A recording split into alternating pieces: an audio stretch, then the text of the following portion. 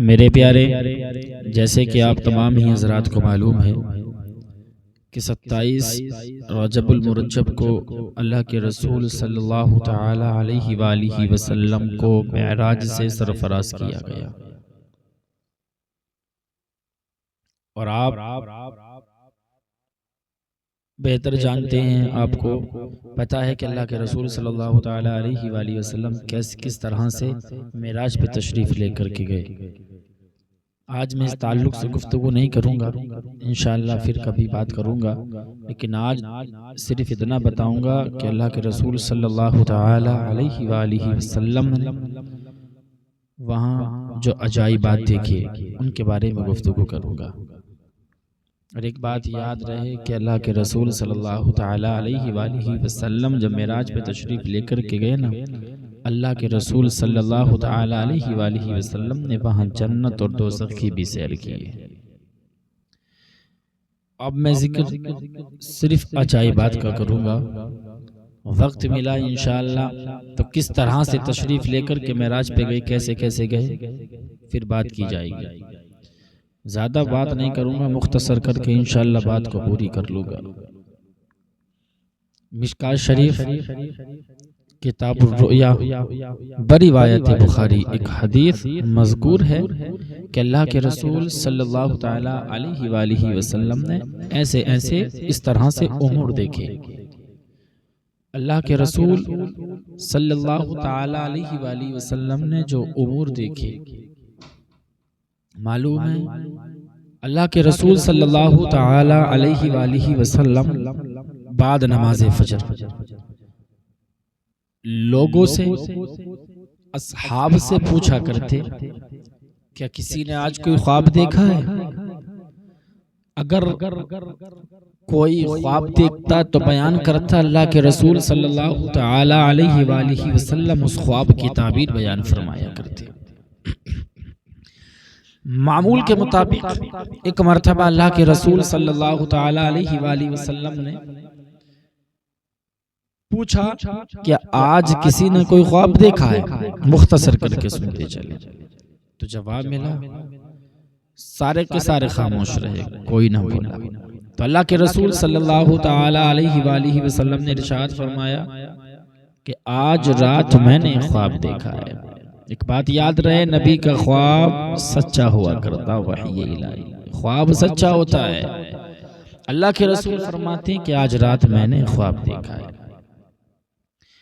آپ فرماتے ہیں کہ دو شخص آئے اور آ کر کے نا مجھے لے کر کے چلے۔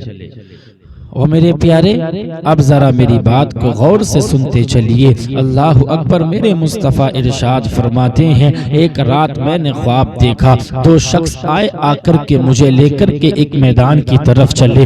اللہ اکبر۔ مصطفیٰ ارشاد فرماتے میں نے وہاں جا کر کے کیا دیکھا، وہاں پر ایک شخص بیٹھا ہوا ہے، اس کے پاس میں ایک شخص کھڑا ہوا ہے، جس کے ہاتھ میں آنکڑا ہے۔ اللہ اکبر۔ مصطفیٰ ارشاد فرماتے ہیں وہ اس آنکڑے کو اس کے چواڑے میں ڈالتا ہے، اس چواڑے کو چیر دیتا ہے، اس کا چواڑا پشت سے مل جاتا ہے، پھر دوسرے چواڑے کو چیرتا ہے، اتنے میں پہلا والا چواڑا درست ہو جاتا ہے، اسی طرح سے کرتے جا رہا۔ اللہ اکبر۔ میرے مصطفیٰ ارشاد فرماتے یہ کون ہے؟ اللہ اکبر۔ انہوں نے کہا حضور آگے چلیے۔ اللہ کے رسول ارشاد فرماتے اے میرے صحابہ، جیسی میں آگے گیا، میں نے آگے جا کے کیا دیکھا، ایک شخص ہے جو زمین پر چت لیٹا ہوا ہے، اس کے پاس میں ایک شخص کھڑا ہے، اس کے ہاتھ میں بھاری پتھر ہے۔ اللہ اکبر۔ وہ اس پتھر کو اس کے سر پر مارتا ہے، اس کا سر پاش ہو جاتا ہے، اس کا سر زخم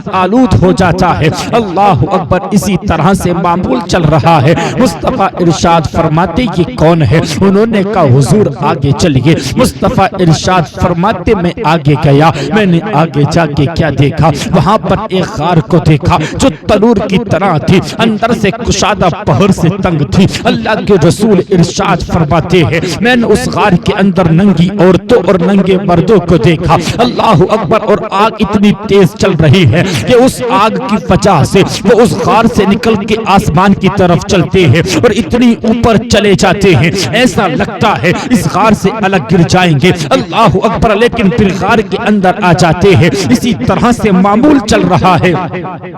اللہ اکبر، مصطفیٰ ارشاد فرماتے یہ کون ہے؟ انہوں نے کہا حضور آگے چلیے۔ اللہ کے رسول ارشاد فرماتے میں آگے گیا، میں نے آگے جا کے کیا دیکھا؟ ایک میں نے خون کی نہر کو دیکھا، اس کے اندر ایک شخص ہوتا لگا رہا ہے، اس کے باہر ایک شخص پتھر لے کر کے کھڑا ہے، اس کے ہاتھ میں بھاری پتھر ہے۔ اللہ اکبر، جیسی وہ باہر نکلنا چاہتا ہے، جیسی وہ اس نہر سے باہر آنا چاہتا ہے، وہ کنارے والا شخص ہے، وہ پتھر کو اس کے سر پہ مارتا ہے، اس کی وجہ سے واپس چلا جاتا ہے۔ اسی طرح سے چل رہا ہے۔ مصطفیٰ ارشاد فرماتے یہ کون ہے؟ انہوں نے کہا حضور آگے چلیے۔ مصطفیٰ آگے گئے، اللہ اکبر، آگے جا کے کیا دیکھا؟ ایک درخت کے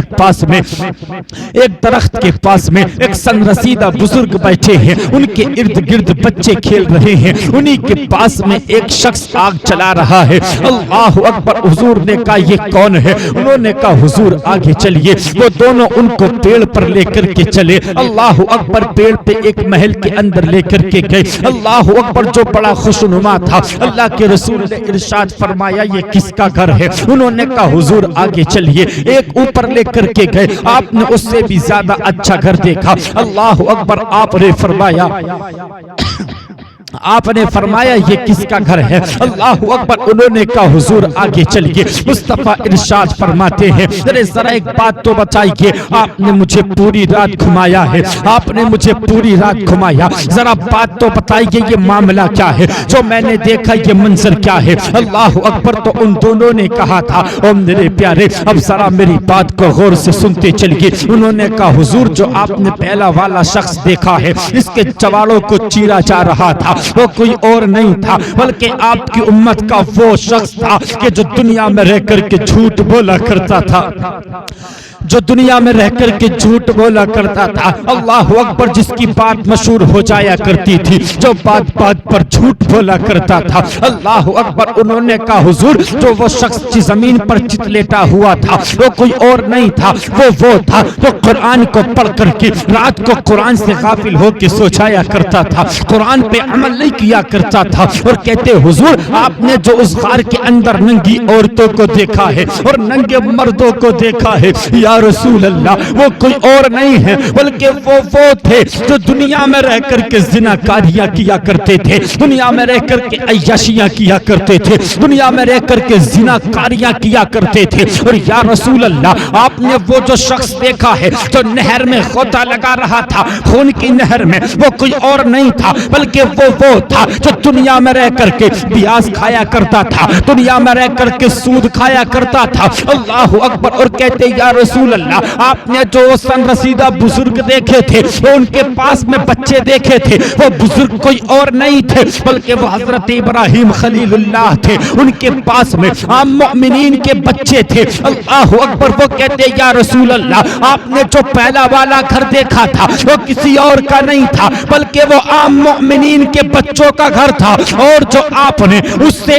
آگے جا کے اس سے اچھا گھر دیکھا تھا وہ کسی اور کا نہیں تھا بلکہ وہ شہداء کا گھر تھا۔ اور وہ دونوں کہتے یا رسول اللہ ہم کوئی اور نہیں ہیں بلکہ یہ جبرائیل ہے اور میں میکائیل ہوں۔ ایک جبرائیل ہے اور دوسرا میکائیل۔ اتنا کہا اللہ کے رسول صلی اللہ تعالی علیہ وآلہ وسلم سے کہتے ہیں یا رسول اللہ اپنے سر کو اوپر کیجئے۔ اللہ کے رسول نے سر کو اوپر کیا تو دیکھا یہ کس کا؟ کہا یا رسول اللہ یہ آپ کا گھر ہے۔ میرے پیارے مختصر کر کے سنیں، یہ اللہ کے رسول معراج پہ تشریف لے کر کے گئے اور معلوم ہے آپ نے سنا ہوگا اور روضۃ الاحباب نے لکھا ہے کہ یہ جو معراج کا سفر کل 3 ساعت کا ہے، 3 ساعت میں ہوئی ہے۔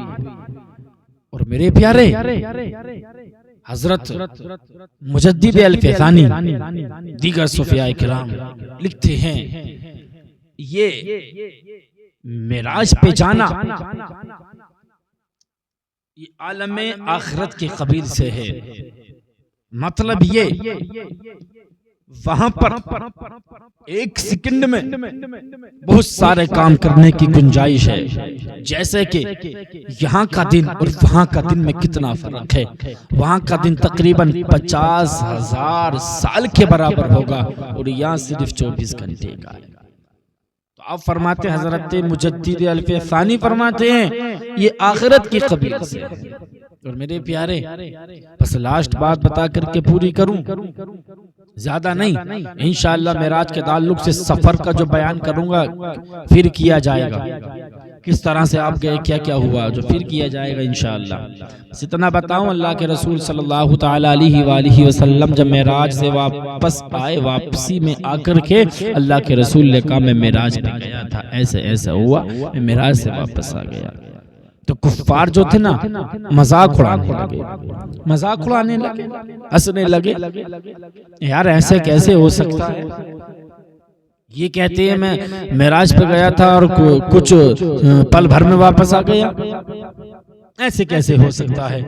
کوئی یار اگر انسان مثال کے طور پہ دہلی بھی جائے گا تو ٹائم لگے گا کہ نہیں لگے گا؟ ٹائم لگے گا کہ نہیں لگے گا؟ اور یہ بھی ہے کہ کنڈی ہل رہی ہے اور بستر گرم. ذہن تو تصور نہیں کرتا، کیونکہ اگر سخت سردی ہو انسان بستر سے اٹھ کر کے کہیں اور نہیں پیشاب کرنے کے لیے چلا جائے، جب واپس آتا تو بستر ٹھنڈا پڑ جاتا ہے. اور آپ فرماتے ہیں کہ بستر بھی گرم، کنڈی بھی ہل رہی ہے. جب آپ نے کہا میں معراج سے واپس آ گیا تو کفار مذاق اڑانے لگے، یار ایسا کیسے ہو سکتا ہے؟ اب ذرا غور سے سنیں. اور اس میں ایک بات اور بتا کے جاؤں گا کہ ابو بکر صدیق کو صدیق کا لقب ملا کیسے، صدیق کا لقب کیسے ملا ہے آپ کو.